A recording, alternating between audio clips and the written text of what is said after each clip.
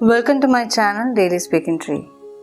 നിങ്ങളേറെ പ്രാർത്ഥിച്ചു, പക്ഷെ ദൈവം മിണ്ടുന്നില്ല. അതെന്തുകൊണ്ട്? ദൈവത്തിൻ്റെ മൗനത്തിനും ഒരു അർത്ഥമുണ്ട് എന്നല്ലേ അതിൻ്റെ അർത്ഥം?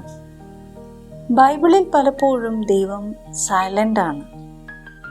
ഇതിൻ്റെ ഏറ്റവും ഉത്തമ ഉദാഹരണമാണ് ജോബിൻ്റെ പുസ്തകം.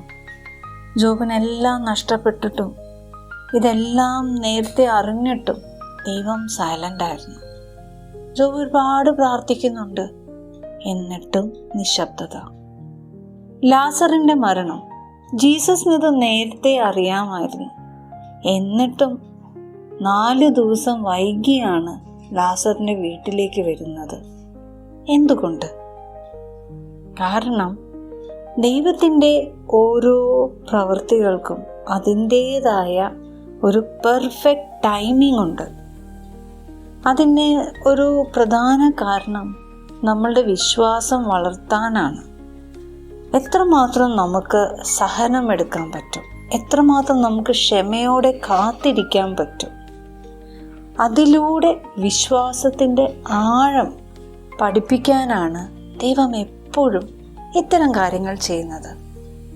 അതുകൊണ്ട് ദൈവത്തിൻ്റെ മൗനം എന്ന് പറയുന്നത് നമ്മെ ശക്തമാക്കുന്ന ദൈവത്തിൻ്റെ ഒരു ഉത്തമ മറുപടിയാണ്. ദൈവത്തിൻ്റെ മൗനം ഒരിക്കലും ഒരു പണിഷ്മെൻ്റ് ഒന്നും അല്ല കേട്ടോ.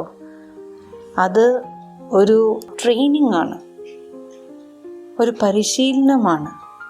കാത്തിരിക്കുന്നവർക്ക് വലിയ അനുഗ്രഹം തരും എന്ന ഒരു വാഗ്ദാനം, അതിനു വേണ്ടിയുള്ള ഒരു പരിശീലനം. പലരും പാതി വഴിയിൽ വിട്ടുപോകും. എന്നാൽ ആ യാത്ര മുഴുവൻ, ആ പരിശീലനം മുഴുവനാക്കുന്നവർക്ക് തീർച്ചയായും ഒരു സമ്മാനമുണ്ട് എന്നത് ഉറപ്പുള്ള കാര്യമാണ്. നിങ്ങളുടെ ജീവിതത്തിലും ദൈവം മിണ്ടാതെ നിന്ന അനുഭവങ്ങൾ ഉണ്ടായിട്ടുണ്ടോ? ഉണ്ടെങ്കിൽ പങ്കുവെക്കണം കേട്ടോ.